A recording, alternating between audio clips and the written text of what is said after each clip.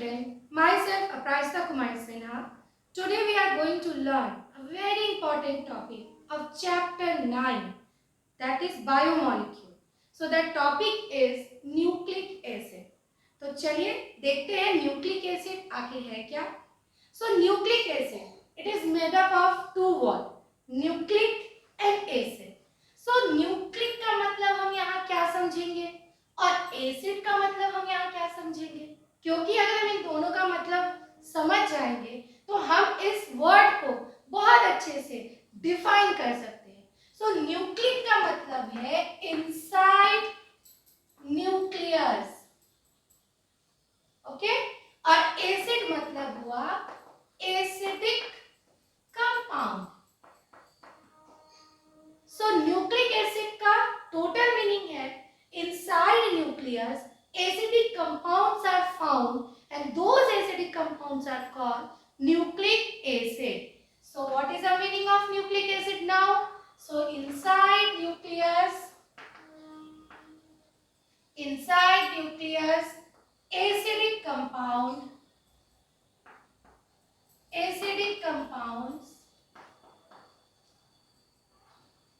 are found. Okay, so inside nucleus acidic compounds are found and these acidic compounds are called nucleic acid. Nucleus के अंदर जो acidic compound होते हैं उन्हीं को हम कहते हैं न्यूक्लिक एसिड. अब ये कंपाउंड एसिडिक क्यों होते हैं पहले ये समझ लेते हैं. So this compounds are acidic in nature due to presence of phosphate ion और phosphoric acid. So nucleic acid contain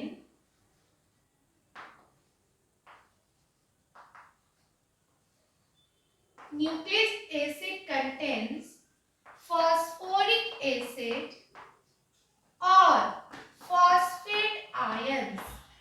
Okay, so nucleic acid दो चीजों को कंटेन करता है. दो में मतलब ये दो चीजें नहीं है, दोनों सेम ही है लगभग.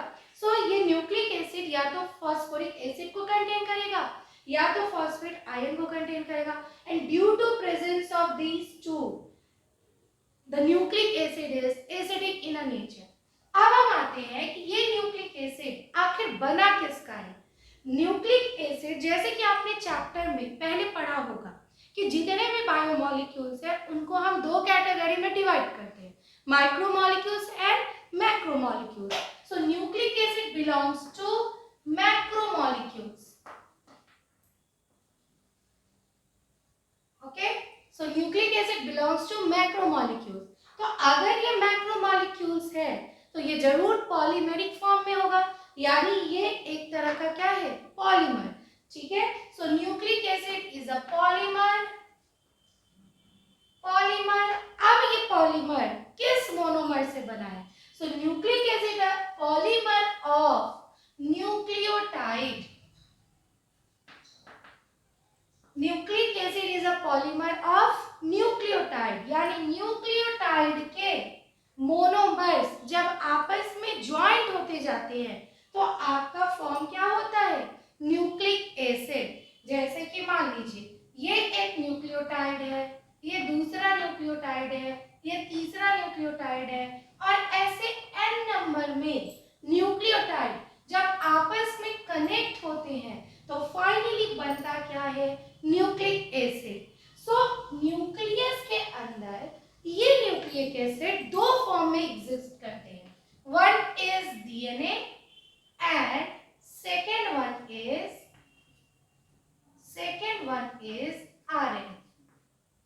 ओके, सो दो फॉर्म में एग्जिस्ट कर रहे हैं, डीएनए एंड आरएनए. यानी जब न्यूक्लियोटाइड का लंबा चेन बनता है तो ये चेन या तो डीएनए कहलाता है या तो आरएनए कहलाता है. तो चलिए हम पहले समझते हैं कि ये न्यूक्लियोटाइड किसका बना होता है, क्योंकि जब हम न्यूक्लियोटाइड को बना लेंगे तो हम डीएनए और आरएनए को बना लेंगे, और जब डीएनए आरएनए को बना लेंगे तो हम न्यूक्लिक एसिड के बारे में समझ जाएंगे. So let us start. What is nucleotide?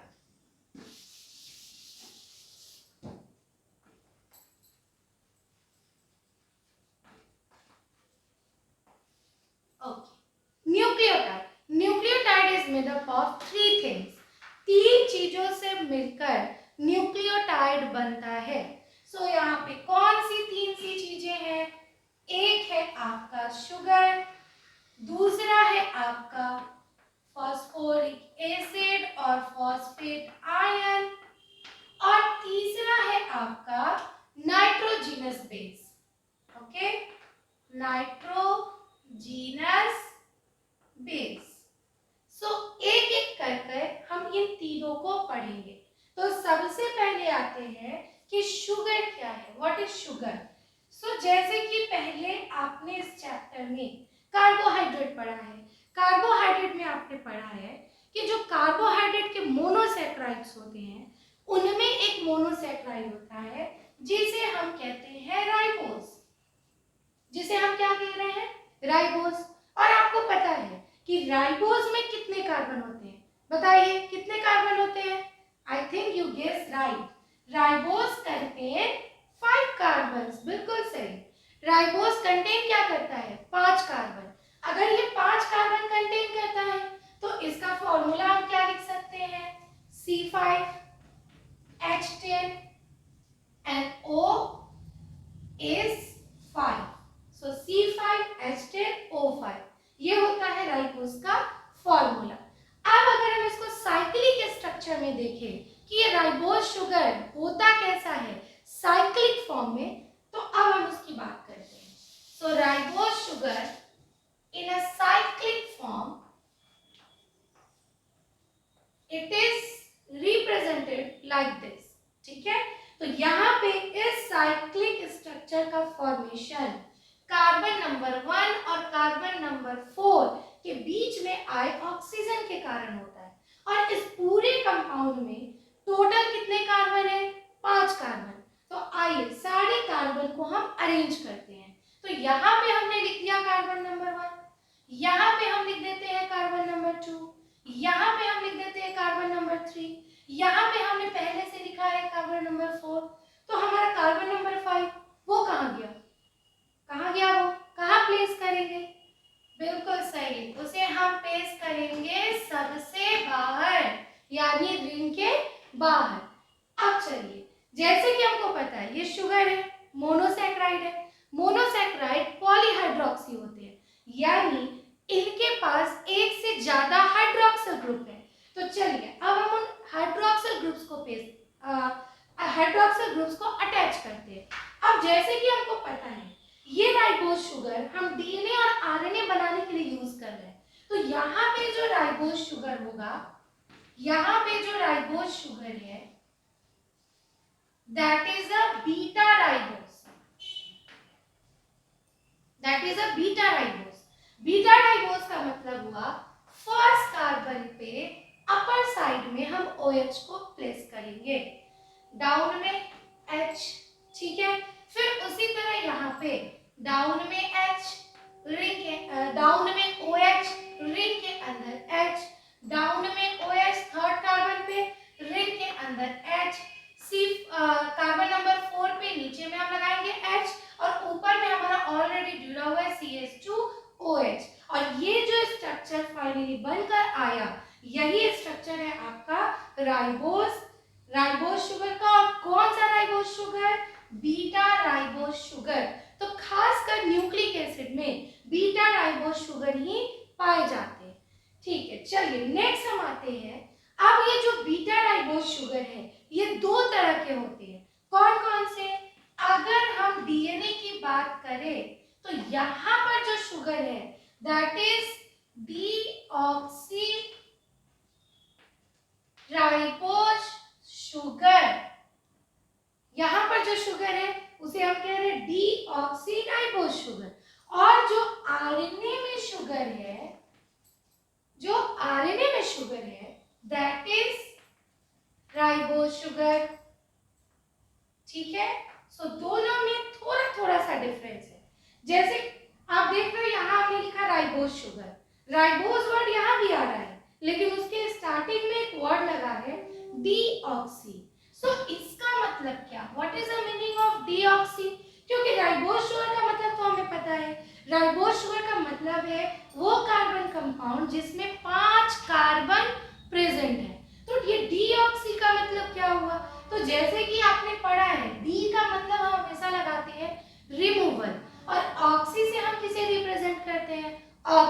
को, यानी इस राइबोज शुगर में वो राइबोज शुगर जो डीएनए में प्रेजेंट होता है उस शुगर से ऑक्सीजन ग्रुप रिमूव्ड होता है। तो अब ये ऑक्सीजन ग्रुप कहाँ से रिमूव है ये हम देखते हैं। ऑक्सीजन ग्रुप आखिर उस शुगर से कहाँ से रिमूव है। तो पहले तो हम बना लेंगे राइबोज शुगर, ठीक है।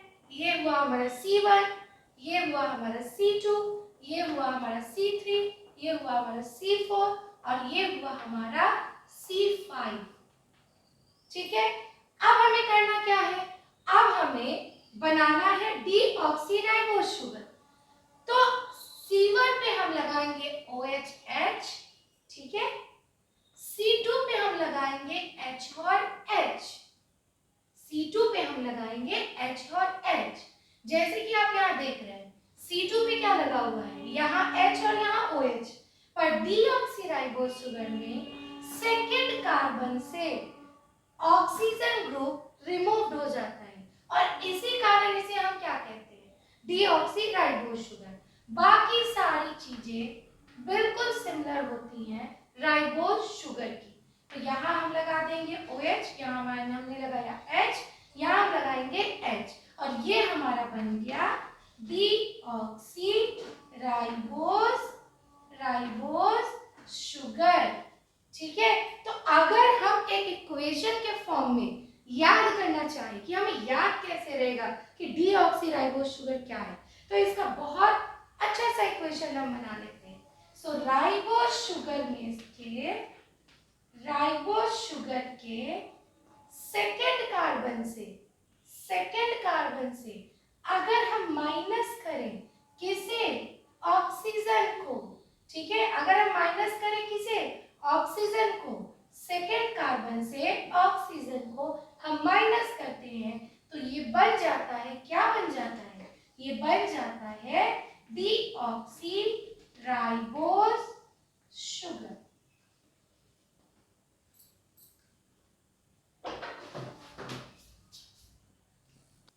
फिर उसको क्यों कर